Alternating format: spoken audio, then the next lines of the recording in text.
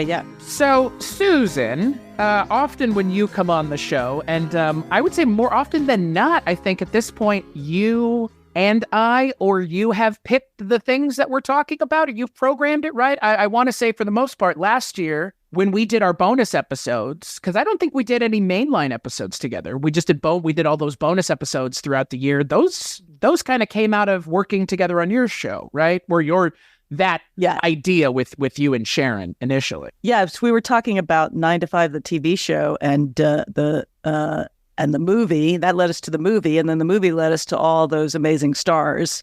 And so we were talking, and then inevitably you and I get on the phone to talk business, and we end up chit-chatting we talk business for about 10, 15 minutes, and then suddenly we're like, well, have you seen this movie? Have you seen that movie? What about this movie?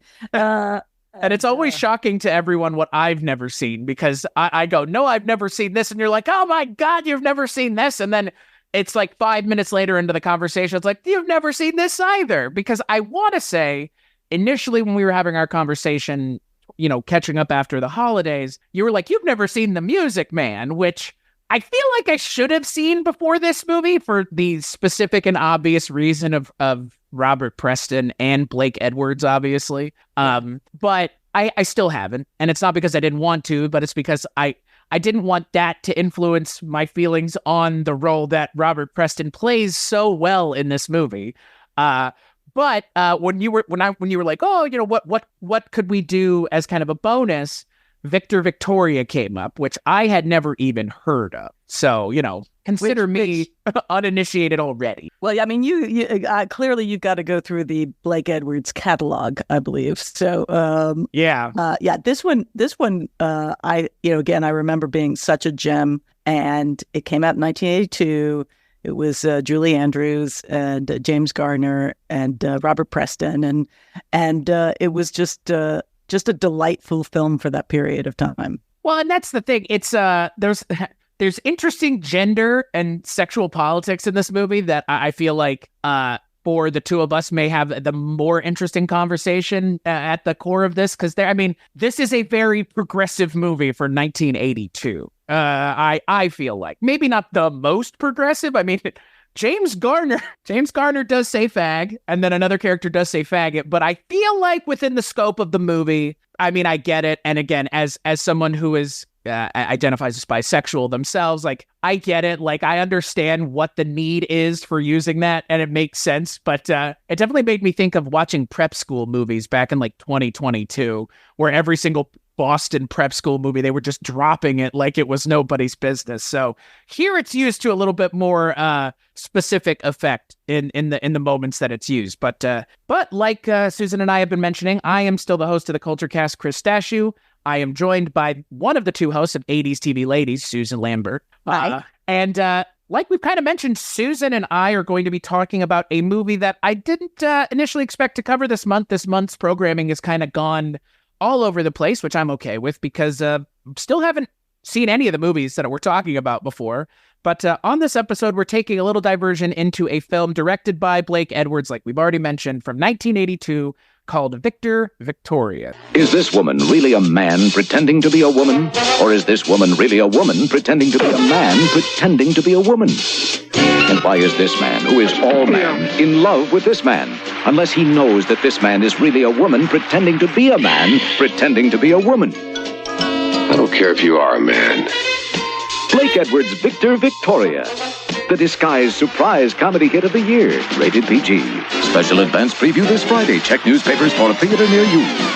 So it's directed by Blake Edwards, written by Blake Edwards, but it's based off of the original German film from 1933 of the same name, Viktor and Viktoria. And this one stars Julie Andrews as the titular Viktoria, a soprano who's down on her luck, who meets a gay man who's also down on his luck. And the gay man goes, well, you know what would be funny? If you were crazy as shit, frankly, if you were a female impersonator, so you are playing a man playing a woman. And that is the premise of the movie, and where it goes from there is actually a lot more shocking to me than I was expecting, again, just given when the movie came out and the gender and sexual politics of the time. But Yeah, like I mentioned, this was not originally on the programming, but I'm excited to talk about it with you, Susan. So why are we talking about this movie? And tell me a little bit about your history with it. So we're talking about the movie because we were talking about 80s movies with female leads, and the first one that popped to mind was this movie, and I thought I was like, oh, well, the gender politics were really interesting for 1982, right? And so I was very curious how it was going to hold up because I've seen it since it came out, but it had been a while, and as I was discussing with Sharon the other day on 80s TV Ladies, the gender politics and LGBTQ language is evolving so quickly, and that what was what was groundbreaking and or cool to say 5 years ago may not be now, right? And so it was just sort of interesting in light of that to me. So I have seen this film a couple of times because I love the performances in it. I think Julie Andrews is amazing in it. I think Robert Preston is amazing in it. And I think James Garner is amazing in it. And I think Leslie Ann Warren is delightful. It isn't as well structured as I thought it was. That's a nice way of putting it. There is maybe one glaring issue with this movie. Well, there's a couple for me as a writer.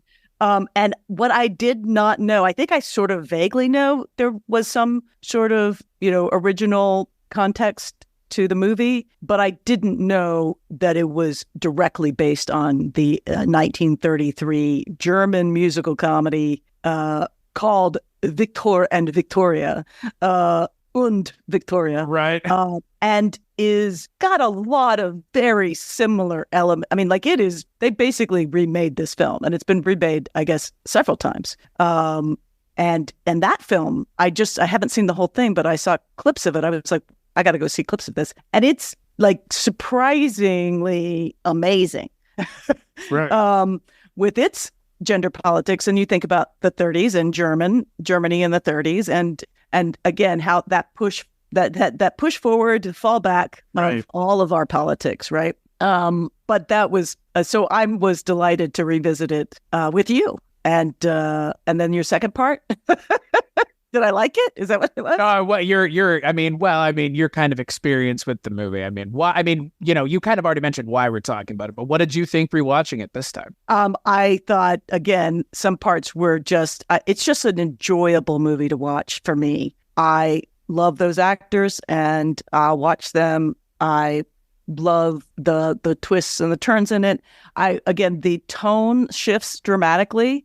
So the tone is very much, but I think at the time we were more used to the Blake Edwards. Blake Edwards was such an amazing filmmaker who did really, films that we think of today, Breakfast at Tiffany's, The Great Race, Victor, Viktoria, 10. But he also did a movie called The Days of Wine and Roses, which was a drama. And then he was hugely successful doing the Pink Panther films. Which I feel like there's some of that here. And that's the thing. I think he could never resist being a goofball. Nope. And just having wacky, farcical comedy that just was kind of in a completely separate movie than anything else he was making. And that definitely happens here. What's funny is some of that is definitely in the 1933 movie. The whole detective chasing down and that subplot is very, again, it's in there. And so and the detective is played for a complete goofball. Right.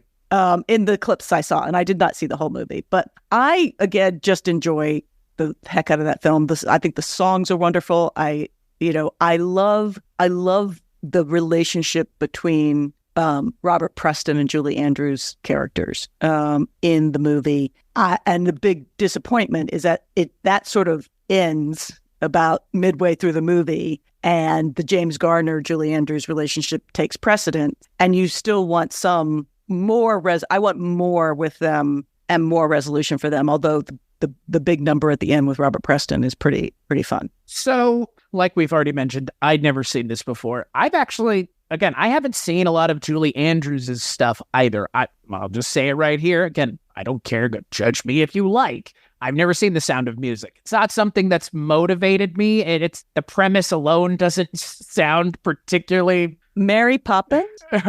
Did you see Mary Poppins? Oh my! As a kid, I might have seen it once. Like again, that's the thing. Like the stuff that the things that I've seen Julie Andrews in. You're gonna love this. The Princess Diaries. The Princess Diaries. I've seen. I worked on those. I worked on those at Disney.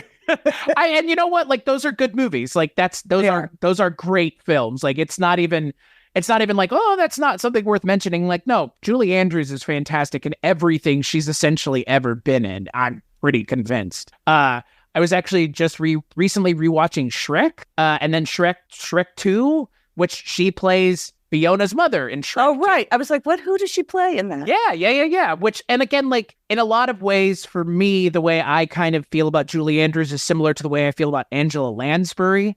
She had like a big impact on a lot of like things that I've seen as a young adult, but not so much as an adult. Like I said, never seen Sound of Music. This is the first Julie Andrews thing I've really ever seen, to be perfectly honest with you. And boy, I don't want it to be the only Julie Andrews thing I've ever seen, because she's fantastic. Obviously, it's like, no shit, Chris, she's fantastic. But I mean, I wasn't gonna say. Yeah, I'll say it to myself. It's fine. Like, and that's the thing. Like, it's apparent from the moment she's on screen why she is not only the lead in this on film, but also was the lead on stage as well.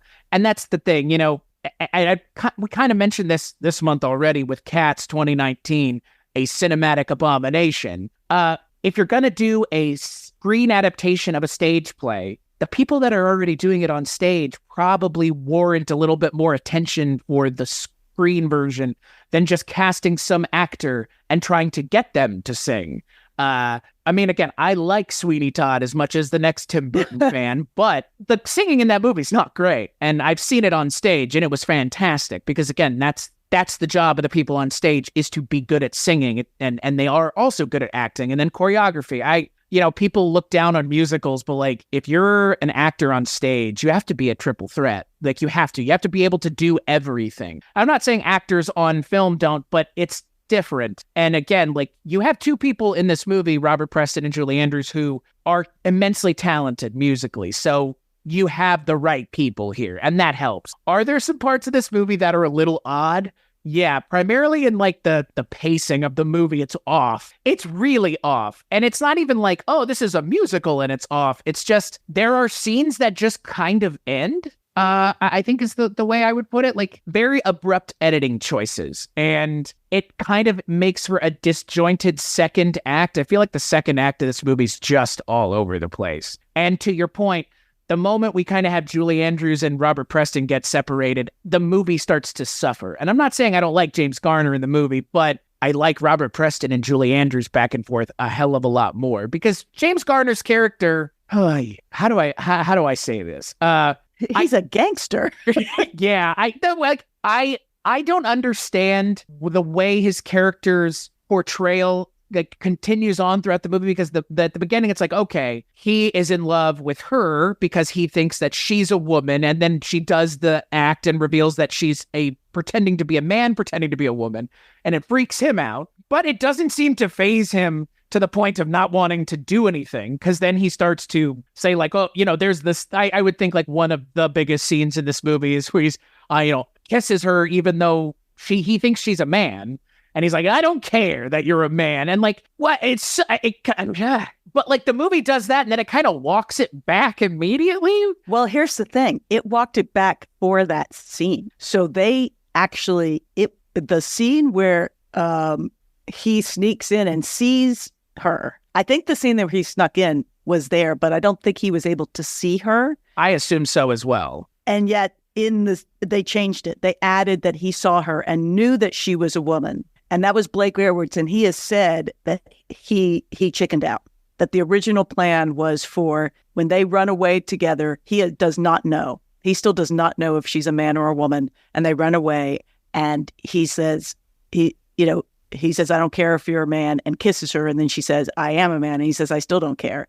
And that if the character had not known for sure that she was a woman, that would have been insanely even greater than it already is. It's a beautiful scene, but it really is undercut by him knowing, even though he knows, but it's left ambiguous. It's left ambiguous enough. It's not. Yes, it's not direct, but he knows that he sees her and then smiles, and yeah. So that was my interpretation as well. Is like he sees her and smiles, and I'm assuming he saw her breasts has got to be what it is. Like, yes. And it's like, okay. And like, that's what I was talking about with some of the weird editing choices. Cause that for me, it's a total fucking cop out. Like it's the most cop out of cop outs. And I mean, I get it. And again, I understand that this movie is really doing something that you would not expect at the time. And you might not even expect now in a lot of ways. Cause I think this could be something fun to come back like this play on a readaptation or a retelling in a more modern setting. I don't know if it would, it would be different, but yeah, the politics are so different. The sexual politics for men and women are so different that you would have to do it in a very different way. The idea is still really kind of fun, but at the same time, then if you do it for real and you do it in a modern setting, you're also talking about literally co-opting drag queens, worlds. And you're like, wait, is she, but for the time, there were a couple things that struck me on rewatching it. Just the very opening of the movie. Robert Preston is a movie star. His most beloved part is the Music Man, arguably the most wholesome, even though he's a con man, but for Americana world, the most wholesome, actor in America. A wholesome con man. A wholesome con man, exactly. And the first shot is Robert Preston waking up and then a guy getting, his lover literally sitting up behind him. And that alone is just like insane, right? You're like, we're putting this actor and we're going, guess what? The Music Man is gay. Right. And you're like, what? For an audience. And again, they were able to accept it, I think, in a Blake Edwards film because they knew that it was a musical comedy.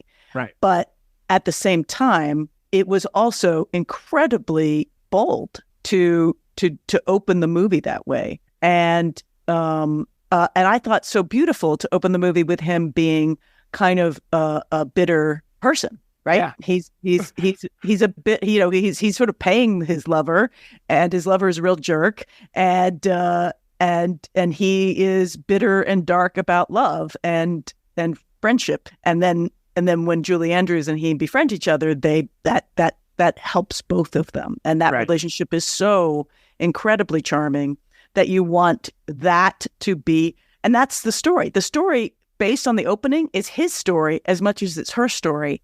And then it becomes the James Garner, Julie Andrews show, which is wonderful. It's fun to watch them. It's fun to watch them have an adult conversation about their situation when all the chips are out there. But I think it's much more interesting if instead of concentrating on the number of times that apparently James Garner had to go get beat up in order to prove his manhood. I think we got it the first time. Yeah. Right? Or the second. I got it the second. Or the third. It took you the second. Or the third even. But in America in 1982, they needed that. They needed to continue to prove that James Garner was going to prove his manhood for whatever reason. Because men are very fragile. Yeah. Yeah, I mean, for all the fragility that men project onto women, I find men to be a lot more fragile than any woman I've ever met. Yes. And I will say, like, Robert Preston, as someone who identifies as bisexual, as someone who's gay, I appreciate the role that he's playing. It is not a stereotype. Like, it is far from a stereotype. It is a fully realized gay man in a musical, and I appreciated that it's not really ever played for, look at the big queen. Like, if it is, he's the one doing it, which is perfectly fine. And I have friends that act that same way, so I get it. Like, if it were someone else doing it, it's a different story.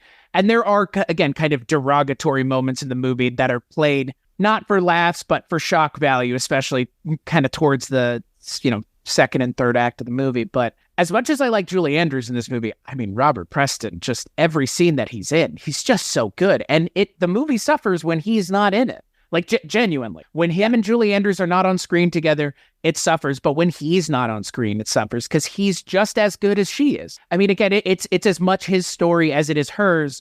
And the movie kind of forgets that 2/3 of the way through, which is unfortunate because, again, I find it even more interesting. Mongo like Candy. I mean, Alex Karras is in this movie, who plays Mongo in Blazing Saddles. And in this movie, he plays Robert Preston's gay lover, who comes out 2/3 of the way through the movie. And again, you expect that that's going to be played for laughs. And it's really not. It's actually kind of, again, more progressive than I was expecting, because not only does the Alex Karras character, who is a former football player, and again, that speaks to the real person Alex Karras as well, is a closeted gay man, and we don't just get one scene of them talking about it. We get several scenes. Right. We just don't get the joke of it. We get more.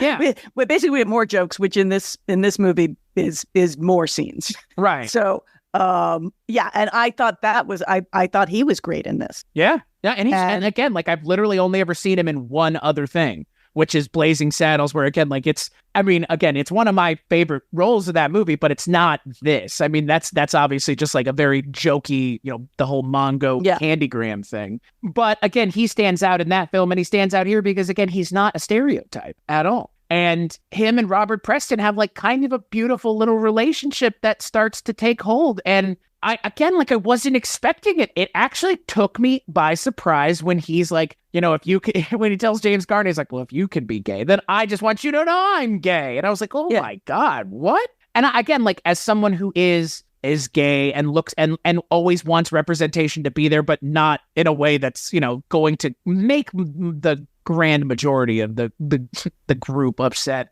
I think this movie does a pretty good job at, again, speaking to experiences, but not making every gay character a stereotype, because like most of the characters in this movie, like half of them are gay, essentially. Yeah.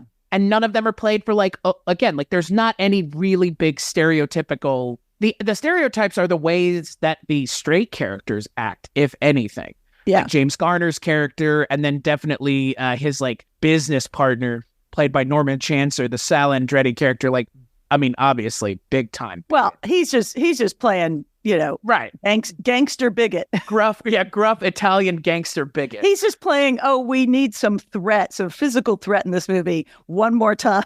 Right, which like I what's funny is like all of the exterior threats feel completely unnecessary and don't add anything to the story. Absolutely, you could do this whole movie and still have emotional threats of her relationship with James Garner threatening her fame and her relationship with Robert Preston, because if the fame goes away, where does the relationship stand? Right. And, and so that's the emotional story of the movie. And I think that's where Blake Edwards kind of sort of traditionally built up these beautiful, beautiful, incredible movies that were funny and fun and groundbreaking. And then the moment they should become just phenomenally beautiful movies, he's throwing in we're going to hire a crazy detective, and the detective's is going to get hit by lightning, and you're like, what? Why? Stop! You don't have to Pink Panther this. I know it was the most successful thing you ever did, and you'll live on it forever and ever and ever. And it was hugely successful, but those can stay in the Pink Panther. But yeah. That said, it's coming from a tradition. Like the movie has the original movie has some of those elements as well. It's a very 30s movie element, which is we have this great drama going on, and we also have this weird, very farcical and like Home Alone level of comedy. It's not great. Like and the fact that we have James Garner do it, and then we also have the detective do it, it didn't really work when James Garner did it. I mean, I guess it worked more because, again, he's one of the main characters, and like this makes more narrative sense. But like It does. I mean, it just makes his character kind of out to be a creep, which is fine. Like it is what it is, and I get why they did it that way. But like, there's no way getting around this guy sitting in this closet watching someone undress. That's none of their business, right? Like, yeah. Even though they end up getting together at the end of the movie, it still kind of feels icky. Like, well, yeah, that was 1982 gender politics. That was considered romantic. I mean, I've seen Revenge of the Nerds. That movie has some really, really questionable sexual politics as well. So I know that it's just, that was just passed off as no problem. So here I understand it's just like you said, that is just what it is. But and it would have passed off because listen, and James Garner is coming in with the Rockford Files and the Maverick. So I love that they cast James Garner in this and then make him sit there and be attracted to a woman that then he finds out is a man and has to sort of live with that for the rest of the movie. Right. Because it is damaging to a machismo male psyche. Especially during the 30s. 30s. And 80s, right? Which right. Apparently, we're very similar. But James Garner's always lovely to watch. You just can watch him, and whether he's playing a good guy or a bad guy or a creepy guy in a closet watching someone undress before their bath, he's still great to watch. Again, that last one may be a step too far, but I agree with you. And it only would have worked if they hadn't let him see. Like, I think he would have gotten away with it if he goes in and then comedy circumstances means he's got to get out before he can see. Right. Or something happens that keeps him from seeing. She does the bath, and he's like, actually, and then Robert Preston goes into the bath instead. Like, it just feels like, God, you could have done so much more, and then he's got to get out of there, and he doesn't know. He still doesn't know. It would have been so much more fun to watch him struggle with feelings of attractiveness for someone whose gender he was not sure about. And that is the beautiful moments in this movie when in the early parts of the Julie Andrews James Garner relationship. And and some of that fun is let out of the balloon when he knows, or at least they allude that he knows. Right. That said, this is so much fun. I really enjoyed watching it again, and I love the musical numbers. I think they're just really wonderful. Oh yeah, I mean that's the thing. I mean, outside of kind of the sexual politics of the movie, I feel like the set design is fantastic. The costume design is fantastic. The musical numbers are great. I think that some of them feel very samey to one another, but I get why they needed to be, because again, we're kind of in a very specific corner of the world, and most, if not all of the musical numbers are, I guess, diegetic too, because we're seeing them in the world. It's not a musical number where the characters just break into song. We're seeing the musical numbers as they're being presented on stage. There's never anything outside of that.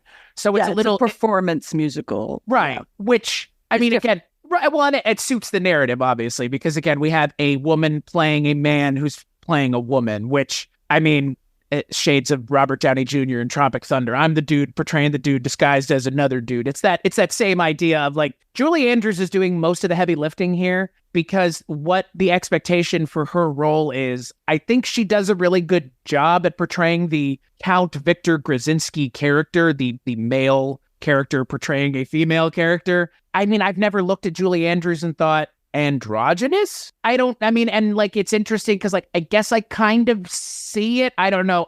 Not that I'm saying I needed a more androgynous actor to play the role, but Julie Andrews is very feminine, even when she's trying to be the Count Viktor Grzinski character.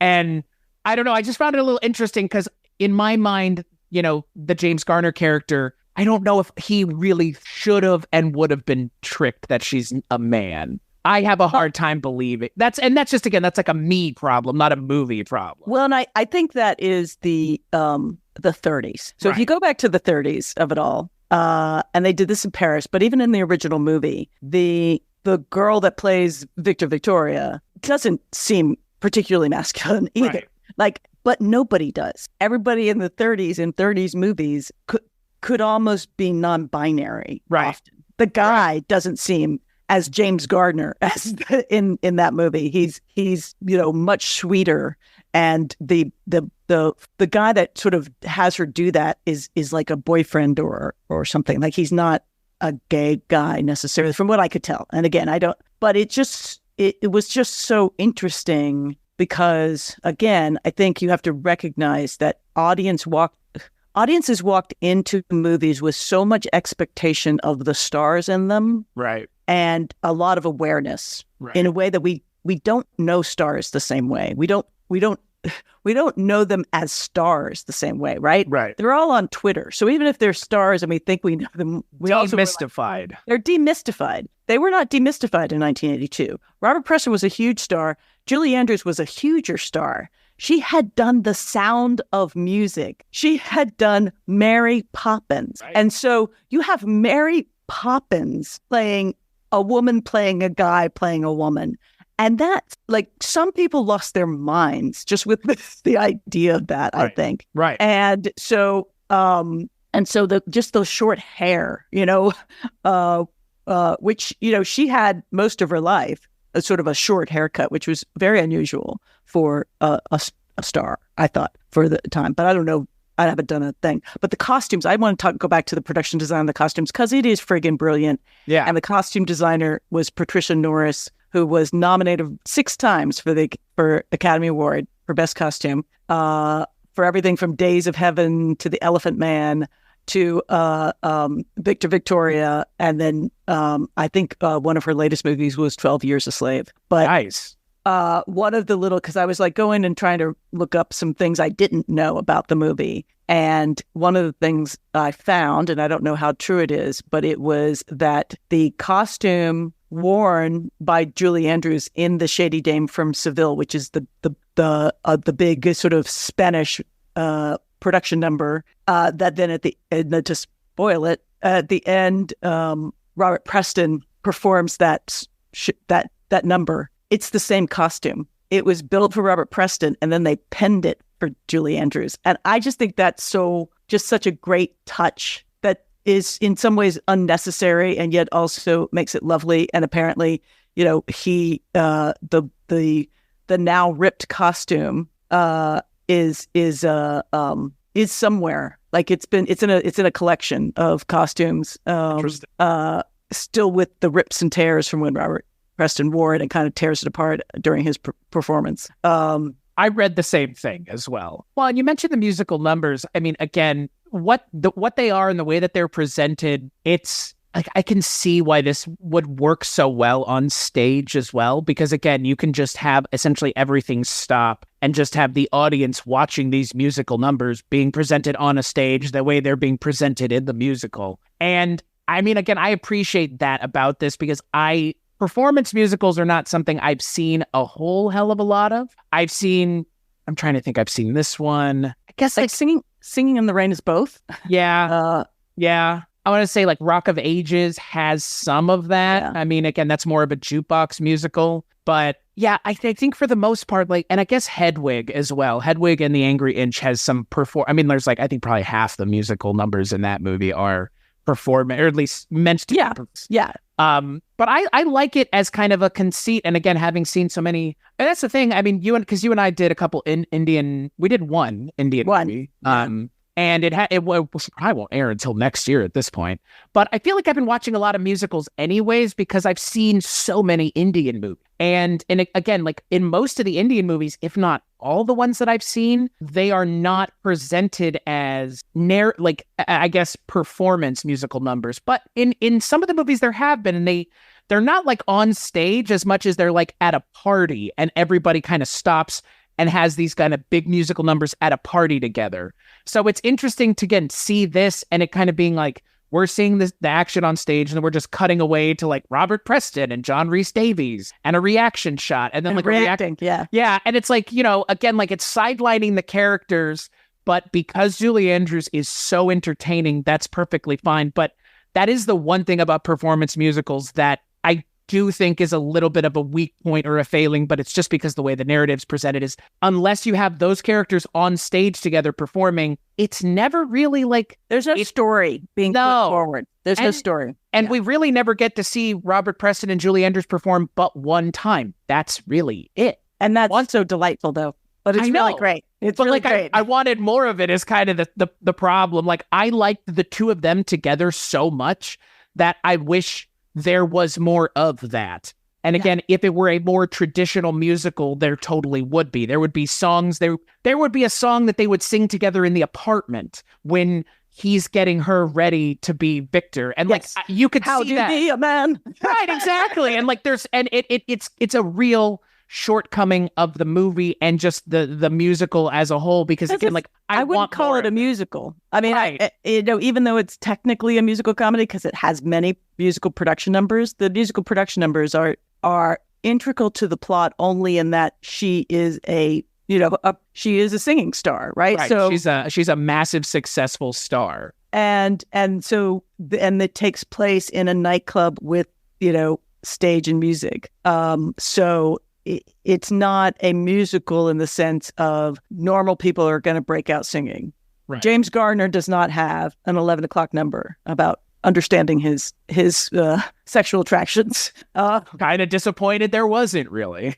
Am I gay? Am I gay? I mean, again, I don't like, know what right. way. Yeah, like I mean, that's for me. That's the thing. It's like I missed those moments because of the way the musical's narrative is. And again, like you said, it in a lot of ways it really isn't a musical. Like it's those musical numbers. You could have had all of that shot from stage left or stage right and just seeing it happening and never actually see, and just have her come off stage and there you go. And it's like, oh, that was a great number. And like in a movie where the musical numbers aren't as important, that's how they would have done it.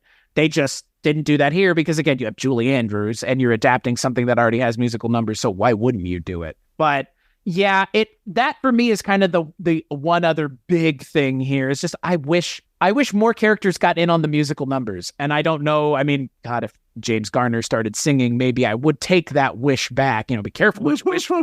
Yeah, I don't think that James Garner would sing. I mean, I've heard Pierce Brosnan singing in Mamma Mia, and it leaves a lot to be desired. So I guess maybe, lucky us, we didn't see James Garner singing, but at the same time, like, I don't know how much they would have asked him to do. So again, who knows, right? I'd be very curious. I've not seen the theatrical adaptation, and it's always interesting when a movie goes to the stage, particularly before, now it's not that unusual.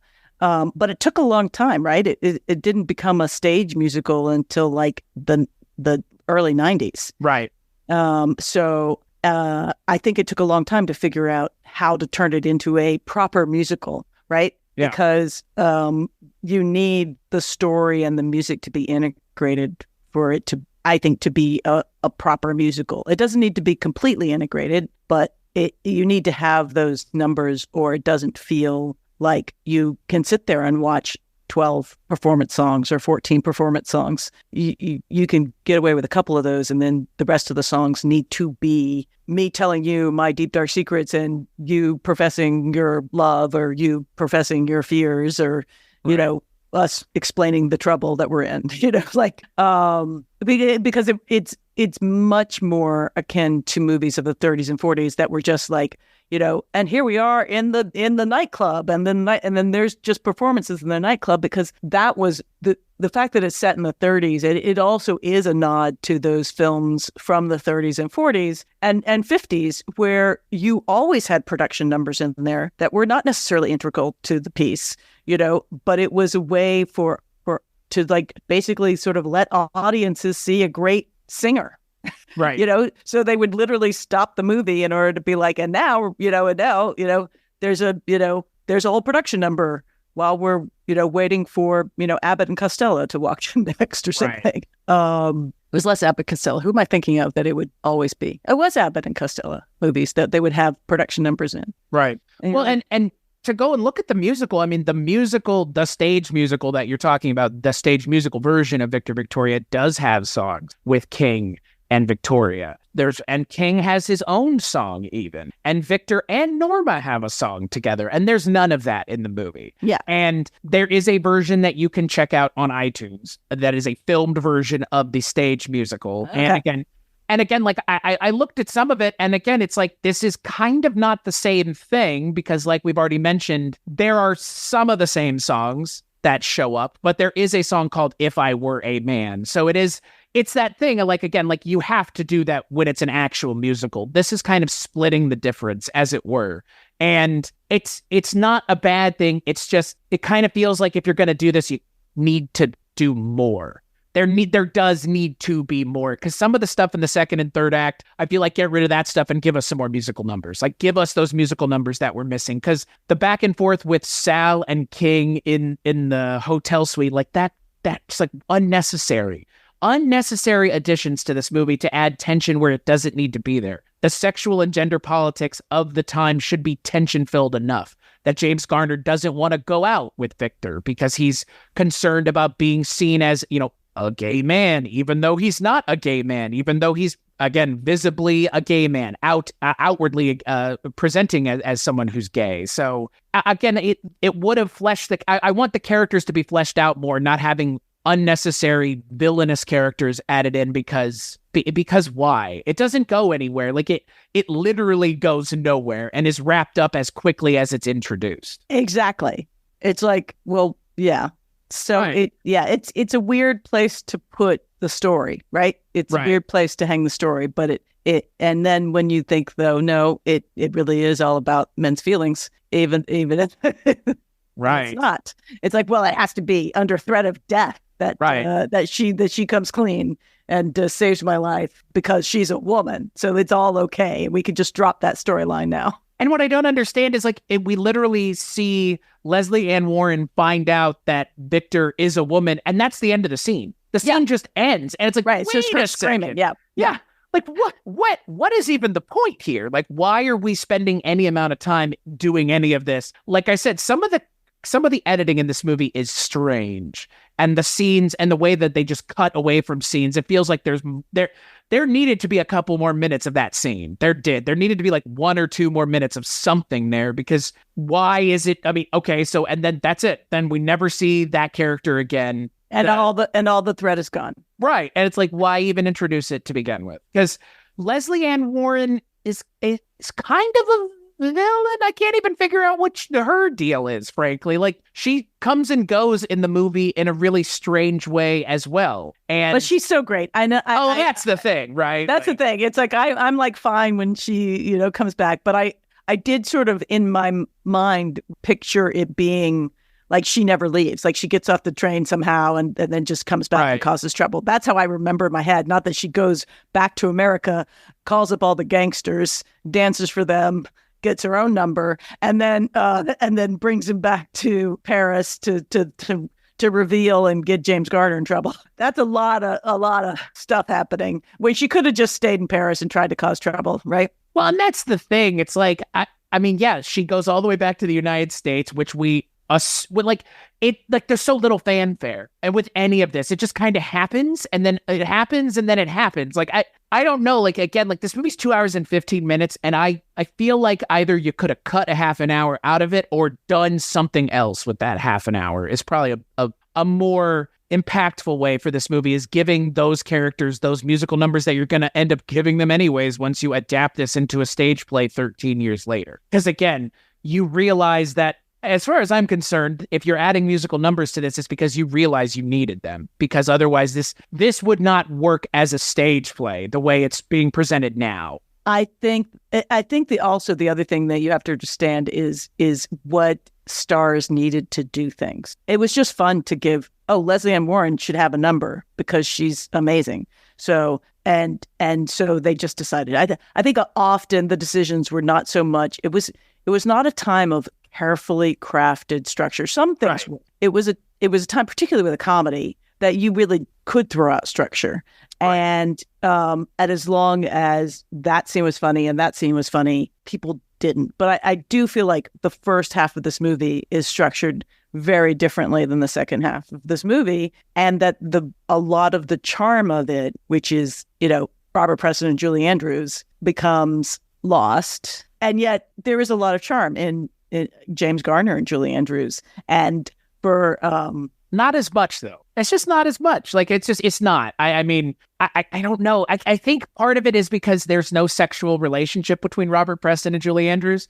It's such a asexual relationship. And like, I'm not going to say who doesn't want a friend like that, but who wouldn't want a friend like that? Like, your closest of close friends that you can literally feel comfortable laying in the same bed with, knowing that they're not going to do anything to you, anything lascivious, but you have such a close friendship with that person, like, and there you go. And like, me personally, I find that relationship a hell of a lot more interesting than, I mean, again, it's just, there are just some missteps with the James Garner character. I don't know if him not seeing her naked would have changed anything, but at least it would have made me think, well, he has some internal struggle there. Yes. As opposed to, we kind of see it, but it's such a fucking put on. Like, oh, I'm going to go beat up some guys in a bar. Like, oh, God. Like this. But that was definitely how, like, that was how the joke of masculinity was presented in totally. American movies. What's interesting, too, is I think this was, Julie Andrews and James Garner had done the Americanization of Emily,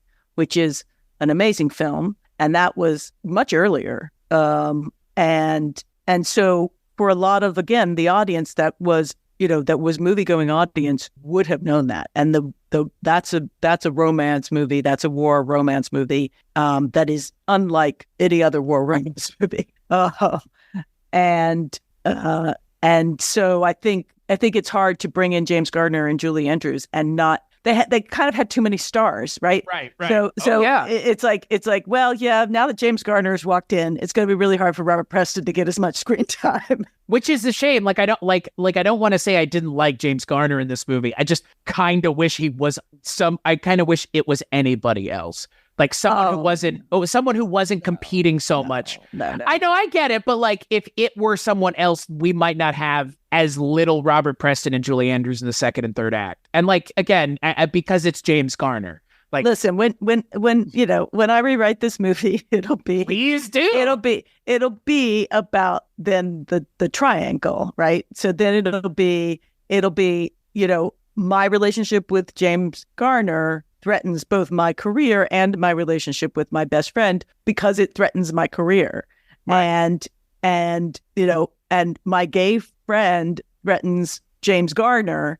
You would then just focus on the three of them, with the complication being Leslie Ann Warren trying to, get her claws back into James Garner. Right. And then discovering that she's not a woman, and then going to tell everybody, and then you can have whatever chaos you want, and so we've solved it.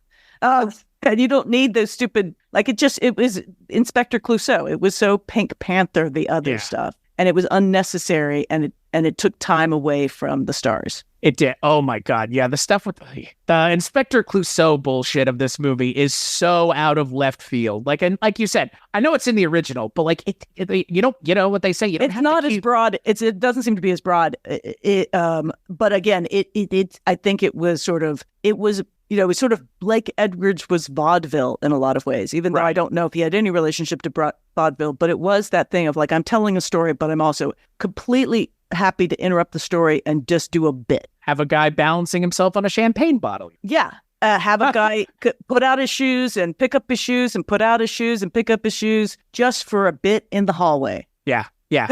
There's some stuff in this that is weird. Like, it's like slapsticky weirdness that it just, again, like, I bet that's not in the stage play. Like, I don't see that being a necessity in the stage play. Because again, you've got the musical numbers. It seems like there's things here that are in the place of what a musical number would be. Like, oh, you're going to spend 2 or 3 minutes having Alex Karras stand outside and freeze. Like, okay, cool, and very entertaining, like, except not. And like, then the gag of like him coming in and being like, oh, they leave your heat on? Like, you spent all that time for that gag? Like, you spent all that time in that hallway with the shoe guy for that payoff, because that doesn't do it. Yeah. And you don't need it. It's so much time. You're like, I just want to see these characters be amazing. And listen, I thought this movie held up. I love this movie. We're nitpicking on the side, the side dishes, but only because for me they interrupt the great parts of this movie. Yeah, I mean, that's the thing. It's like a great meal, but you know that what you're eating as the entree, you're just not going to have enough of, and you don't realize that until it's too late. And that's what it feels like. Because like the side plots here just do get in the way of what I was more interested in as an audience member. And as someone who was engaged with the narrative, especially because of how great Julie Andrews and Robert Preston are together. Because again, I think they could have carried the movie just the two of them. I mean, again, not that, again, like, not that you don't need some third thing, because you do need something going on. But it could have just been the two of them, like trying to get away with this. Yeah. Well, and again, because it flits across the gender stuff so interestingly. Yeah. But then it just flits across. Like it's so interesting. It starts to get more interesting and more interesting, and then it just sort of stays at the moment of James Garner's character is mildly uncomfortable with himself. And that's the problem of his character. Right. And it like literally never goes any further than that. It doesn't. I mean, there's a little bit of like, well, once he knows, then he can't be out in public with Julie Andrews as a man. But Julie Andrews is like, but I'm not giving up my career. And, you know, all those things, again, are very sweet, but they don't take you anywhere. Right. And and now and again, I don't know if you could do this now, because we just don't have the same. I was going to ask you, like, how the fuck would you do this now? Because you've already mentioned non-binary, and as someone who as someone I think in the last year who's come across their own personal journey, and I mean, this is the first time I'm saying it here. I probably consider myself non-binary more than likely at this point. Like, I think that's how you would have to do this is either non-binary or. And again, I don't know how you do this without making people mad. And I'm not a trans woman, but I feel like for this to be a thing, it would have to be a man playing a woman impersonating a man this time? Or would it have to be a man impersonating a woman? Like, I think it would have to be a man who is as a woman, and that would have to be it, right? Like, I don't even know if you could do a woman pretending to be a man, pretending to be a woman. Like, is that going to offend everybody? Like, is that going to even play now? Or does it have to be a man pretending to be a woman? Like, and there's no other subtext to it. And that just has to be like, I'm not and like, but that's the thing. But then you go like, you've literally just disenfranchised the entire trans community. Because I don't know if you can't have the conversation in this movie of, well, I'm not actually a woman. And it's like, oh, Jesus Christ. Like, how about we invalidate an entire group of people's feelings by accident or intentionally? I mean, again, if you went into making this now, I feel like it is a losing battle. It's a little bit like making broadcast news. Like, I don't know, you probably don't know this movie, Holly Hunter. I do not. Broadcast News was James L. Brooks' huge hit, and it was amazing. And it's about video news. Right. And newscasters and ethics in video television news. Oh, what an idea, huh? And the tension of trying to get, literally one of the best scenes in the movie is trying to get this last minute edited tape of a news story finished cutting to get it on air at the time they needed to before the news broadcast is over. That's a huge, dramatic and funny scene and sequence in this movie that literally does not make any sense anymore, except for that time and period in television news, which was when video had come in and before digital would sort of make it a moot exercise. Right. The challenges of video news, but also the advantages of video news. And really, more importantly, the ethics in video news of, did you react to that person telling their story in real time? Or did you go back and make yourself react to it and then cut it in? Right. That's the emotional climax of the movie, is Holly Hunter going, what? You broke a rule of entertainment, of news journalism. Riveting. I mean, and yet, for the movie, it sounds riveting, but nobody cares. For the time, it was an astonishing movie. Right. And the performances still hold up, but the story literally makes no sense. You can only look at it as the oh my God, remember when we had to crank, if there was a whole story around having to crank your car to get it to run? I mean, I joke about Seinfeld all the time, but how many fucking stories in that show have to do with people not being able to, if they had a cell phone? Do you know what I mean? If they had a cell phone, most of the problems of these episodes would be solved more or less immediately, because just be like, hey, I'm down here trying to get a parking spot. Can you come down and help me? And like that, there's a whole episode about parking that has to do with like, and it's like, this is not a thing now. Like, and it feels, again, it feels kind of narratively quaint in a way compared to now. And I think, I mean, to your point, like, I think Viktoria, the only way you could do it now is if you just set it in the 30s. So you have to take advantage of what they were doing in 82, which is, again, it is the 30s. So that is why this is a big deal. So there's a crowd of people that for this, that embrace this culture, and then the rest of the world does not.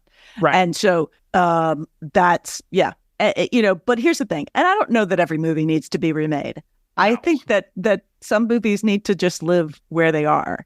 And it, and you can appreciate them where they are. And certainly growing up in the 80s, the ability to put a pen in the male psyche, even if it was a tiny little pinprick hole, right, that this movie does, right, even at the smallest level, was kind of huge. To have James Garner on screen questioning his own masculinity, quote unquote, because he found himself attracted to someone whose gender became unclear to him. And in particular, after being attracted to them, he discovers that they're a man, sorry.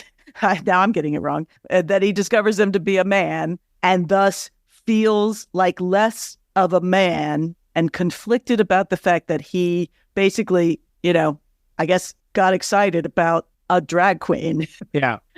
And that he thinks that's what's happened. And that is his whole emotional crisis. And yet that was like where we had to get.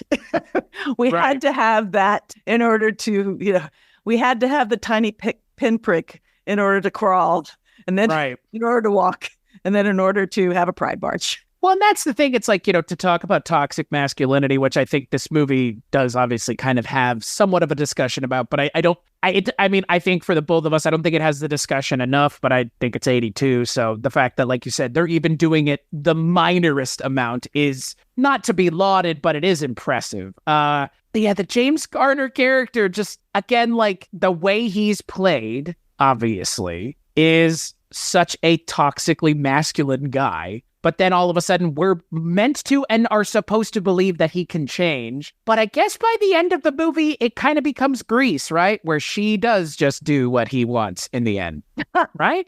There is kind of that. It's kind of unfortunate because, that's what really rankles me about Grease.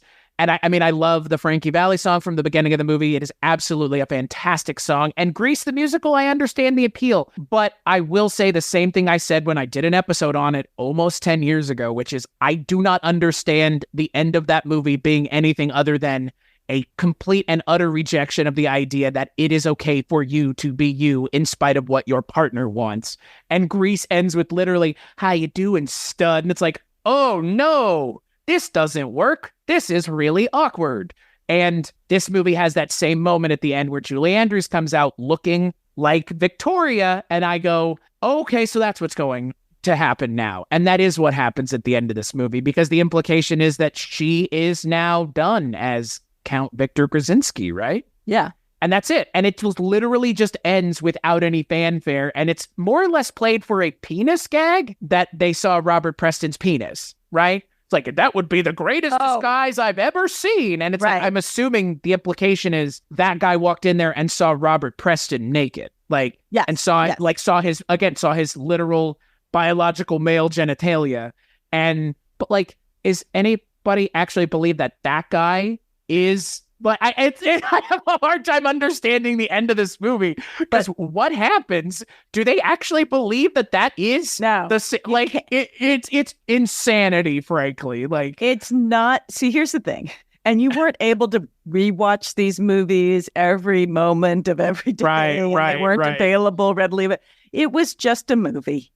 I know. If you enjoyed yourself through the whole ride, you didn't really need to explain too much. Right. You didn't need to explain how the guy was struck by lightning and his umbrella caught. Yeah. Again, yeah, it's some slapstick nonsense. It is not for and it's not fair necessarily. It's asking the Marx Brothers to start to explain their behavior at college.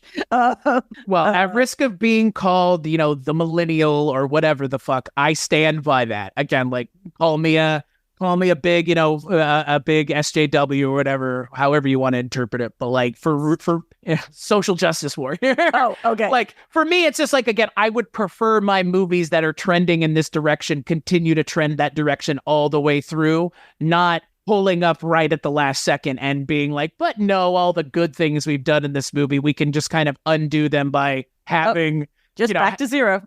Yeah, it's like she's a sitcom. no longer a star. Yeah, and she'll be with James Garner, and just wanted to marry a rich man, gangster man. Yeah, and it kind of robs the movie of its of any emotional weight. I'm curious if they solved it. Like, how do you? The solve would be on stage to come clean. Right. Oh, one. I mean, that is what I was expecting. That was my expectation. The way I had said it was, in my mind, this had to end with her revealing herself as Viktoria on stage and everybody going, whoa. But again, at the same time, like not really caring because she's still immensely talented. That is never in question. And she's immensely talented if she's Viktor or Viktoria. Just because, the nightclub owner, was it played by Peter Arne Labisse, the guy from the beginning of the movie? Just because he doesn't have any interest in her act doesn't mean she's not talented, because it's been made clear that she's immensely talented. And what I don't understand is, why did she have to stop? If not for James Garner's fragile masculine facade not being able to take it. And that, I mean, again, if you were to remake this movie, part of this would be looking at his character as a little bit and really deconstructing that toxic masculine like fragility that he really like expresses throughout the movie. And you see Alex Karras's character as a counterpoint to that, because once he comes out, all of a sudden it's again like there is now an actual gay character for him to talk to. And he does have those conversations, and those conversations with Alex Karras are really good. I like that conversation where he's asking him, like, talking about football, and he's like, well, I had to over correct. Compensate, yeah. Yeah. And it's like, you know what? I mean, I know people like that. I knew people like that in high school. In some respects, I probably did that myself. But I mean, I never worried about it as much as someone like this would have at this time. I mean, again, growing up in the 90s and 2000s, even then it was more acceptable. I mean, it's a lot more acceptable now, thank God, as if it ever shouldn't have been to begin with. But there was so much more potential here. And if this was ever redone, he would be a much bigger character. And their relationship would shift. And that, like, you could also then, you could literally have we didn't, like, you could keep them, you could just keep it in the mix of the relationship between the four of them. And with Leslie Ann Warren being I'm going to try to mix it up. Right. Because and then her discovering something that would be fun. Right. There are so many opportunities the movie doesn't take. And it's, again, for whatever reason, I feel like I know why they didn't take those, because the thing, like we mentioned, the thing that is the big selling point of this movie is Julie Andrews and James Garner, not Julie Andrews and Robert Preston, which for me ends up taking precedent over everything else. And I also think, as much as I'm not, as I know you aren't any more than I am, a Academy person and Academy Awards and all that nonsense, like, this movie got nominated for 7 awards and Robert Preston was nominated for one of them. And rightfully so, because he really is, for me, the standout of the movie. As much as everyone else is fantastic, Robert Preston for me is the true standout. Yeah, he's absolutely delightful to watch. Yeah. And you want them to get together and you want them to win, him and Julie Andrews, and you want them to pull this off. And if you were going to redo this, you would have to now just do a better job with structure on it. Right. I mean, I don't know how you deal with whatever the sexual politics are, but the emotional politics are something that you would want to address. You would want to make sure that the story kind of stays about she and Robert Preston and what the challenges of James Garner adding into that mix and then James Garner's learning about both himself and Julie Andrews and Robert Preston and his bodyguard. Right. And that's so much. That's plenty for a movie. You don't need that. You would just cut all that other stuff. Right. But for comedy, for this, like, I I think so much of movies at that point, and particularly filmmakers who are making comedies, it was just what's funnier. You got to have the funny.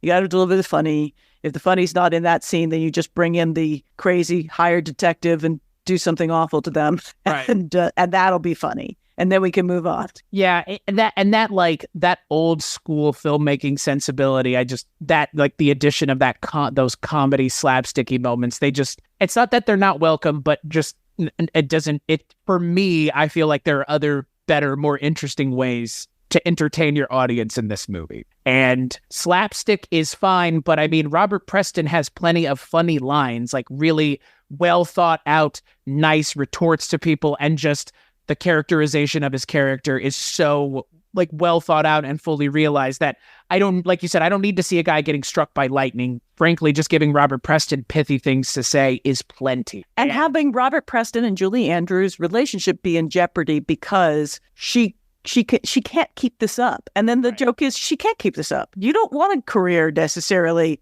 doing that as not yourself. Like there's so much more to mine from her character of like, the only way to sort of do it is not like, I want to stop doing this for you. It's like, well, I'd like to perform as myself and have people love me for that rather than, oh my gosh, she can sing so high and she's a man. Right. Like, it's like, I can sing high. Can't that be impressive as a woman? Well, that's why I mean, like, if this were redone, like, part of it would be like, you have to have that taken care of in a more interesting way. And I think that is it for me. Like, the struggle is internal for Julie Andrews' character, not external. And frankly, if it were me, the way I would end it is she tacitly rejects King Marchand and just goes off with Robert Preston, and they just do their act together. And it's less about the relationship, a sexual or, love, intimate relationship between her and King Marchand, but more about a not atypical, but like a less typical relationship between these two characters that I think is much more interesting to mine than, again, a very fragile, toxic man coming to terms with what it means to be a toxic man. Like, but he did. I have to say, I don't want them just to not, like, I want everyone to win. I want everyone to win. Sure. Everyone. But I think it's just a time when it was just it was a Mel Brooks time. It was all these guys were coming off this vaudeville idea of sort of just chaos in movies was sort of a thing. So it's sort of Blake Edwards made movies that were better than in some ways maybe on paper they had any right to be. But he continued to do that with very interesting stuff, and particularly with Julie Andrews. And they were married, and so it's just an interesting when you're directing, your wife in this movie. Right. But anyway, I just thoroughly enjoyed it. Same. No, and I think, again, like we've kind of mentioned, like the standouts are obvious. This is a musical that I had never seen, and I'm glad I've seen it. Again, it allowed me to kind of enjoy Julie Andrews in a way that I think is more typical of what she is known for, versus, having seen The Princess Diaries, which is not bad, but again, it's what some people my age know her from. But again, having never seen Sound of Music. But I think The Sound of Music is a beautiful musical. B, it is anti-Nazi. Now, there's a couple of Nazis in it, but it's anti-Nazi. Right. Oh, Julie Andrews is not a Nazi. I don't think it's pro-Nazi. I'm just saying it's just up the Nazi flag. It's the meme. It's the GIF. Come on. Okay. Okay. And it's just beautiful music and beautiful. It's very romantic, and it's sort of insane. Like she's a nun who gets sent away because she's too much trouble. Because I mean, look, to fall in love. Come on. For me, like, again, like, and this is probably where I want to end this episode. What is your favorite musical? Film musical, not stage. No. But what is your favorite filmed musical? And why isn't it Cats 2019? That is an excellent question, Chris. There's an excellent question. It's a true question that I want to know the answer to, Susan. Why don't you love Cats 2019 as much as I do? Oh God, my favorite film musical. It's almost impossible to say that. I would just do a long string of all the musicals that I love. That's fair. So, but it because of I loved Hedwig. I love Little Shop of Horrors. I love Sound of Music. And everything in between. You've talked about Oklahoma a lot with me as well. Yes. Well, that I think part of it is also some of the musicals that you experience at an early age become your favorite musical. It's like Jackie Chan movies or something. So you're like, what? This can exist in the world? Yeah. And I saw Cats when I was like 9 because I got the VHS. I asked for that VHS of the stage production for my birthday. So I remember like that. And that's why Cats resonates with me. Unfortunately, we have to deal with Cats 2019 because of that. But I mean, again, like I get it. Like you see these things at a formative time and they make a very big impression on you if they resonate with you. And, like I said, Cats was one of them. Rocky Horror was another one for me that I saw at the right age, at the perfect age, one might even say it. And also Sweeney Todd. So I think it's kind of whatever musical you see at Wizard of Oz, so those, but I I have a soft spot for a lot of musicals. There are other musicals that everybody loves, and I don't. Oh, okay, I want to hear that. Cats is not a favorite musical. That's fair. Rent is not a favorite musical. Same here. I actually really don't like Rent. I find it to be kind of maudlin to the point of like it's just like it's almost like it's like a stress test to watch that. Like, how much can you really deal with all of this? Because it's just a little much. And there's one good song. I want to know what else you're not a fan of, because maybe like that's maybe a more interesting question. Like what else are you not a fan of that are really big musicals? Because like I said, I'm not a fan of Grease. And like, here's the thing: Grease is a great musical, but the storyline it's crap, right? Yeah, like it's real bad. It's bad. It's bad sexual politics for sure. Yeah, for the time and now. For the 50s, the 70s, and now. But the music is so much fun, and the musical numbers are so much fun that you sort of Grease forget. Lightning. Yeah, come on.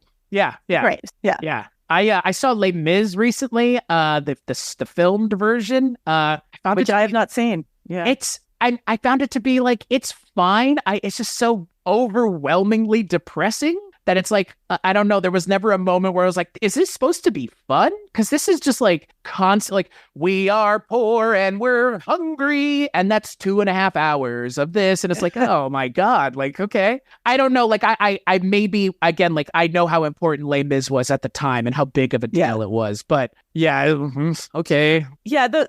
The musicals that tend toward opera, I don't tend to love as much because I like some opera, but I'm not a big opera person. I like the scrappier musicals for sure. Same. But speaking of musicals, I will say the music in this again I really enjoyed, and it's Henry Mancini for the music, but the lyrics are Leslie Bricusse, who I know of both from Scrooge, the musical movie, but also because he wrote the lyrics to It's a Living, the television show theme song. So I was like, I recognize that name.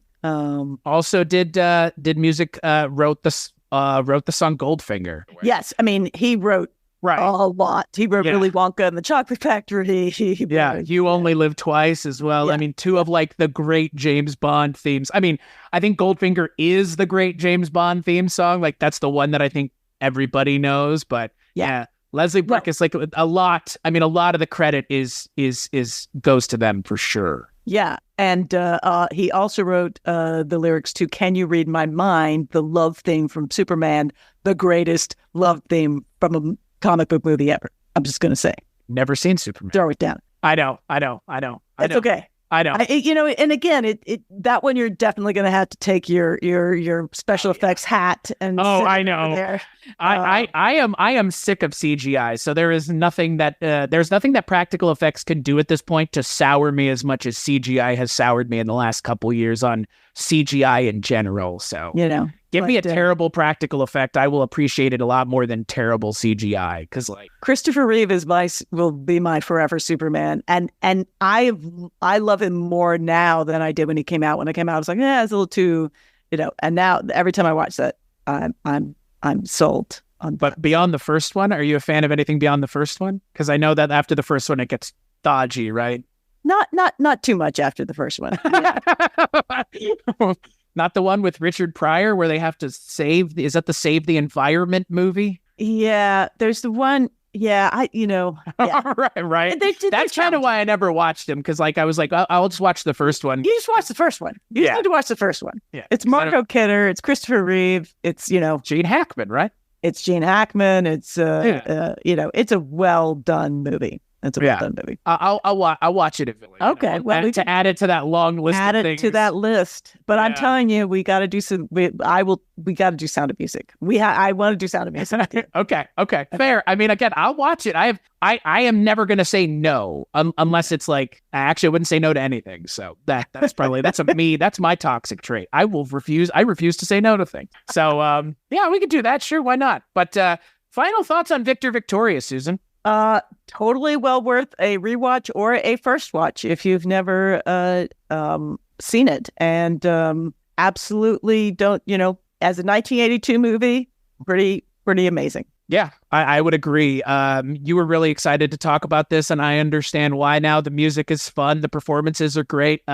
Some things haven't aged well, but again, I think any movie that's taking on what this movie was taking on in 82, that's the risk you run, and that's what happens. And it's okay, because it's more admirable to even go this direction than it is to not. And did they land it perfectly? No, but at least they didn't crash into the side of a mountain and all burn in a fire. So again, it's a lot more successful than I would have thought something this progressive could be at the time, or should be. And yeah, I mean, thank you so much for programming this one, because again, I enjoyed it. I mean, the music's great, and I kind of want to watch Music Man now just because of Robert Preston. Like Robert Preston and the Music Man is pretty freaking great. Yeah. Here's the thing about Robert Preston. He can't sing worth a lick. No, that's pretty obvious.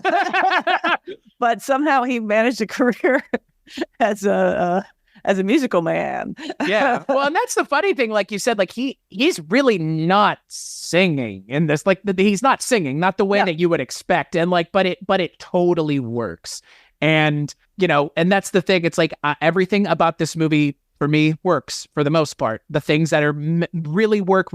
So no, again, thank you so much for bringing this one to the show, because I enjoyed it a lot. I don't know if I'm going to like Sound of Music as much, but at least, it's a very different movie. Yeah, I think we got to do it. I'm curious. It's been a while since I saw it. It's a very different movie, but that music, and she is just something else. I mean, I'm on board if it's Julie Andrews, because she's fantastic. And Christopher Plummer is pretty dreamy. Well, and that's the other thing. I know he's in it. So, and I'm a huge Christopher Plummer fan. Then come on. Right. Like, yeah. I mean, it's again, not for a lack of having no reason to watch it. It's just, I've never gotten around to it. So. Oh, well, you got to get around to it. Yeah. It's, look at you right here.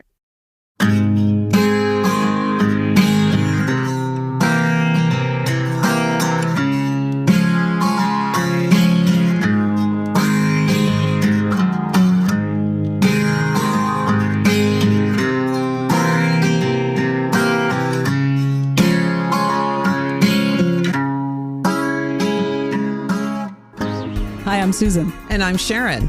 And we're the hosts of 80s TV Ladies. Check us out wherever you find your favorite podcasts. And please like and follow us on Facebook, Instagram, and Twitter at 80s TV Ladies. You can find interviews and exclusive behind-the-scenes content on all of your favorite 80s TV ladies. 80s TV Ladies is the place to go. Please join us. Hi, this is HP from Noise Junkies. And this is Father Malone from Dark Destinations. Please join us as we examine one of the greatest sitcoms in television history, Taxi, on Night Mr. Walters, a Taxi podcast. Good night, Mr. Walters.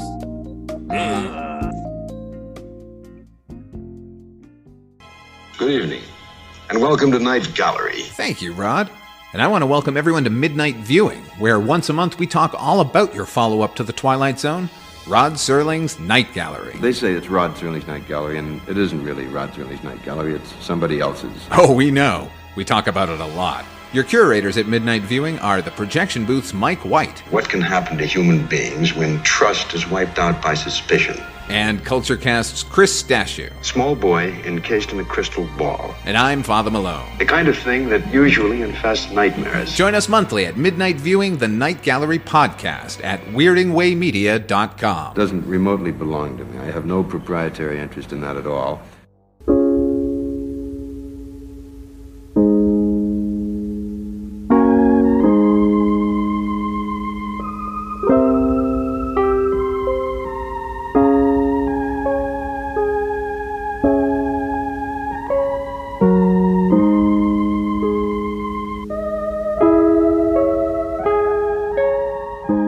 So, Susan, when you're not here joining me, where can people find you and the things that you work on? Why, they can find me and my co-host Sharon at 80s TV Ladies, hosted on the Weirding Way Media Network, your network. And they can find me at SusanLambertHaddam.com. And Susan Lambert on almost all the social medias. Still on X, huh? I'm on Twitter. I'm not on X. I'm on Twitter. I wish that's how I roll. Fair. I mean, at some point, none of us will be on any of it. So I'm hoping that somehow come like November 10th, 2024, he'll just sell it as a loss or go bankrupt. And that ultimately, my big dream for Twitter is that it become a public utility. You've said that every time we bring this up. And I kind of agree more and more. I'm just going to keep saying it until it becomes truth, right? We should have free public transportation, and we should have free public services for digital, and we should have a free public social media, and Twitter could be it. Or I like the idea more of it just being owned by a real-life Bond villain. No, I don't. I think we tried that. Yeah, right. It hadn't worked out so well for everybody. And they're not even Bond villains anymore, because those Bond villains would want $1 million. Yeah. These guys are like, they've got $5 billion, and they're deeply, deeply unwell and unhappy. It's terrible for you. You should be taxed. There should be no billions. It's very bad for your health. Speaking of toxic masculinity. Yes. And people overcompensating for things. Boy, that right there, just all of them, put them in one big boat together and send them to overcompensation island. We can help them a lot. I feel bad for them. They should be taxed so that they know what it feels like to be human again. Right. It's good for them. It's good. It's good to feel like a human being. Yeah. And then you have to, they'd like pulling themselves up by their bootstraps. They miss it. They want it again. This is what they wanted. They talk about it all the time. They want it. Yeah. As for me, you can find me at weirdingwaymedia.com, where all the things that I work on are available. But, a lot of things that I don't work on, which I think are just as important, if not more important, like Twisted and Uncorked, or The Feminine Critique, or like you mentioned, your show, which is fantastic and has won awards, which, is awesome. And I'm so proud of that. weirdingwaymedia.com is where you can find all that. And then patreon.com/culturecast is where you can go to get in on supporting the show financially. And if you're really into the show and you're really into James Bond and you want to hear Richard, Susan is Richard's better half, not the other way around. If you want to hear the Projection Booth's Mike White ranking on Bond, or ranking on Bass, I guess, is Richard Haddam and myself talk about all the James Bond movies, $10 a month will get you that. And you can find that over at patreon.com/culturecast. So, Susan, again, thank you so much for joining me. I'm so happy to join you. Thank you for having me. And I highly recommend the Bond series. Yeah, and you're going to be on it at some point, because I am, because you need a little girl, little girl power. Yeah, 3 white guys talking about James Bond, even if one of us is gay, that's not good enough, because there are enough white guys talking about stuff on the internet to fill a lot of boats to the bottom of the ocean. So, someone, myself included. So, listen, we all need to have a voice in the world. It's true. So, on that note, we'll catch you on the next episode.